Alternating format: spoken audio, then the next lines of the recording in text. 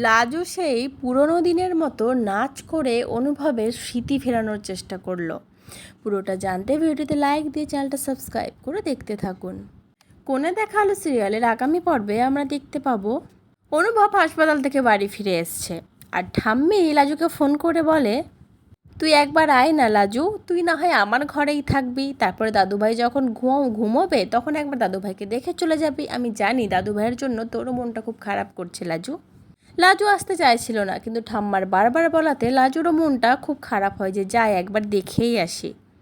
লাজু ঠাম্মির ঘরে বসে গল্প করতে থাকে। তারপরে একটা সময় ঠাম্মি বলে, আচ্ছা লাজু, তুই যখন প্রথম এই বাড়িতে এসেছিলি মনে আছে ছাদে সেই পাগলের মতো নাচ করছিলি, যেটা দেখে দাদুভাই তোকে প্রচণ্ড বকেছিল, তোর সাথে কি ঝগড়াই না করেছিল।